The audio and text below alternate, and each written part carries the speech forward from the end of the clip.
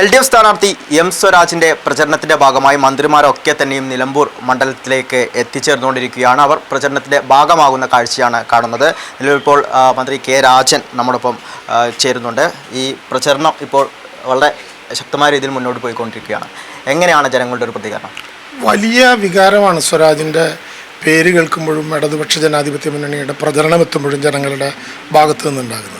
സ്വരാജിൻ്റെ വിജയം സുനിശ്ചിതമാണെന്ന് പറയുന്നത് കേവലം രാഷ്ട്രീയ താല്പര്യമല്ല.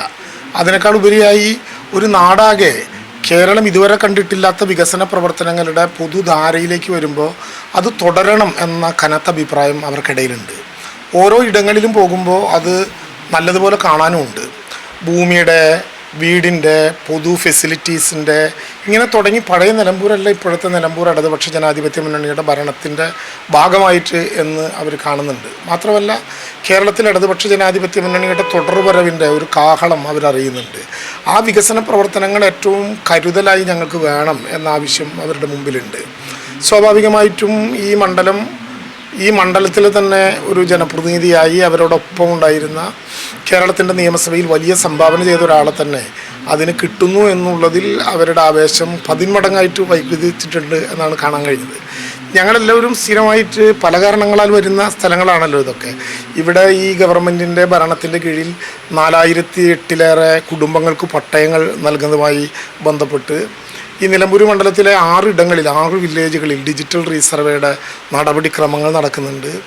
ഈ മണ്ഡലത്തിലെ തന്നെ 10 വില്ലേജ് ഓഫീസുകൾ പൂർത്തീകരിച്ചതും പണി നടന്നുകൊണ്ടിരിക്കുന്നതും നിർമ്മിക്കുന്നതുമായിട്ടുണ്ട്. അപ്പോൾ ഇങ്ങനെ ഓരോ വകുപ്പിൻ്റെയും പ്രവർത്തനങ്ങളിൽ ഇടതുപക്ഷ ജനാധിപത്യ മുന്നണി ഗവൺമെൻറ് ഈ നാടിനോട് കാണിച്ച കരുതൽ അവർ വളരെ പ്രധാനമായിട്ട് അറിയുന്നുണ്ട്. അത് സ്വാഭാവികമായിട്ടും അവരുടെ മനസ്സിൽ വരും കാലത്തിൻ്റെ പ്രതീക്ഷകൾ നൽകലാണ്. പിന്നെ വളരെ ശ്രദ്ധയോടെ ഞാൻ കണ്ടൊരു വികാരപരമായ കാര്യം, സ്വരാജിനെ ഈ മണ്ഡലത്തിലെ ജനങ്ങൾക്കുള്ള ഒരു സ്നേഹമാണ്. അത് വല്ലാത്ത, സ്വരാജിനെ കാണുമ്പോൾ, സ്വരാജിൻ്റെ സംസാരം കേൾക്കുമ്പോൾ, സ്വരാജിൻ്റെ സാമീപ്യം അറിയുമ്പോൾ ഒക്കെ അവർക്കിടയിലുണ്ടാകുന്ന ഒരു ആവേശവും ഒരു സ്നേഹവും അത് വലിയ ഭൂരിപക്ഷത്തെയാണ് സ്വാഭാവികമായിട്ടും കാണിക്കുന്നതെന്നാണ് ഞങ്ങളുടെ പറയുന്നത്. ഈ തെരഞ്ഞെടുപ്പിൻ്റെ തുടക്കത്തിൽ അതായത് UDF ആയിരുന്നു സ്ഥാനാർത്ഥിയെ പ്രഖ്യാപിച്ചത്. പക്ഷേ സ്വരാജ് വന്നതോടുകൂടി UDFിൻ്റെ സ്ഥാനാർത്ഥി ആ ചിത്രത്തിൽ നിന്ന് മാഞ്ഞു പോകുന്ന ഒരു സാഹചര്യമായിരുന്നു. ആദ്യം പ്രഖ്യാപിക്കുന്ന ആര് എന്നല്ല ജനങ്ങൾ നോക്കുന്നത്, അവർക്ക് ഏറ്റവും ഉപകാരപ്രദം ആര് എന്നുള്ളതാണ്. ബാല്യകാലം മുതൽ സ്വരാജിന് അറിയാവുന്നൊരു മണ്ഡലം എന്ന് മാത്രമല്ല, സ്വരാജിലെ ഒരു ജനപ്രതിനിധി എങ്ങനെയാണ് വികസനം നടത്തിയത് എന്നൊരു നാട് മുഴുവൻ കാണിച്ചതാണ്. ഇപ്പോൾ തൃക്കാക്കരയിൽ സ്വരാജ് നേരത്തെ MLA ആയി പ്രവർത്തിക്കുന്ന ഘട്ടത്തിൽ ഞാൻ ഒരുമിച്ചുണ്ടായിരുന്നതാണ്. ഞങ്ങൾ ഒരുമിച്ച് വിദ്യാർത്ഥി യുവജന സംഘടനാ പ്രവർത്തകൻ ആയി പ്രവർത്തിച്ചിട്ടുള്ള ആളുകളാണ്. അവിടുത്തെ ഏറ്റവും സാധാരണക്കാരായ ജനങ്ങളുടെ പ്രശ്നങ്ങൾക്ക് വേണ്ടി അദ്ദേഹം നടത്തിയ ഇടപെടലുകൾ, അദ്ദേഹത്തിൻ്റെ നിയമസഭാ പ്രസംഗങ്ങൾ, നിയമസഭയിൽ അദ്ദേഹത്തിൻ്റെ സാന്നിധ്യം, സാംസ്കാരിക രംഗത്ത് അദ്ദേഹത്തിൻ്റെ ഒരു പാരമ്പര്യം, ഇതൊക്കെ മറ്റെന്തിനേക്കാൾ വലുതായിട്ട് നാട്ടിലെ ജനങ്ങൾ കാണുന്നുണ്ട്. നിലമ്പൂരിൻ്റെ ഹൃദയം തൊടാൻ ഒരു ചെറുപ്പക്കാരനായിട്ടുള്ള ഒരു സ്ഥാനാർത്ഥി, അവർക്ക് മനസ്സുകൊണ്ട് ഇഷ്ടപ്പെടുന്ന, അവർക്ക് എപ്പോഴും സമീപിക്കാവുന്ന, അവർക്ക് എപ്പോഴും കാണാവുന്ന സ്വരാജിൻ്റെ വ്യക്തിത്വം ഇടതുപക്ഷ ജനാധിപത്യ മുന്നണി തെരഞ്ഞെടുപ്പിനെ രാഷ്ട്രീയമായിട്ട് തന്നെയാണ് നോക്കിക്കാണുന്നത്. പക്ഷേ ആ രാഷ്ട്രീയ വോട്ടിനോടൊപ്പം സ്വരാജിൻ്റെ വ്യക്തിത്വത്തിൻ്റെ ഒരു വോട്ട് കൂടി വരുമ്പോൾ ആ ഭൂരിപക്ഷ വർധനവിന് അതൊരു പ്രധാനമായിട്ടുള്ള ഘടകമാകുമെന്നാണ് കാണാൻ പറ്റുന്നത്. ഇപ്പം മിനിസ്റ്റർ പറഞ്ഞ പോലെ തന്നെ വികസനം മുന്നോട്ട് വെച്ച് ഒരു കൃത്യമായ രാഷ്ട്രീയം പറഞ്ഞുകൊണ്ടാണ് LDF ഈ തെരഞ്ഞെടുപ്പ് നേടുന്നത്.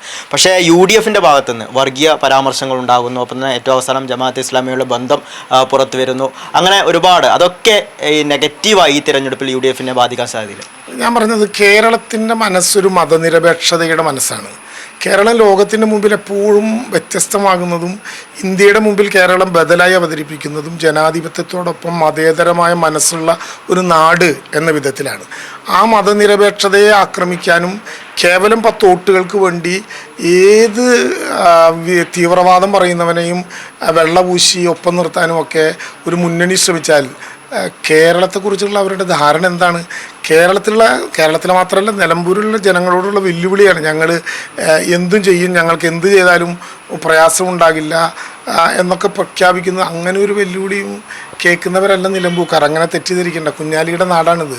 അവർക്ക് എങ്ങനെ പ്രതികരിക്കണമെന്നും പെരുമാറണമെന്നും അറിയാം. അത് 19 തെരഞ്ഞെടുപ്പിൽ വളരെ കൃത്യമായിട്ട് അവർ പ്രതിഫലിപ്പിക്കുകയും ചെയ്യും.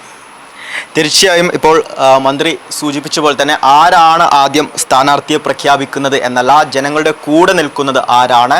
അങ്ങനെ വെച്ച് നോക്കുമ്പോൾ സ്വരാജിന് വലിയ ജനസ്വീകാര്യത തന്നെയാണ് മണ്ഡലത്തിൽ നിന്നും ലഭിക്കുന്നത്. വലിയ പ്രതീക്ഷയിൽ തന്നെയാണ് ഇടതുപക്ഷമുള്ളത്. ക്യാമറമാൻ പ്രകാശിനോടൊപ്പം അമൽനാഥ്, കൈരളി ന്യൂസ്.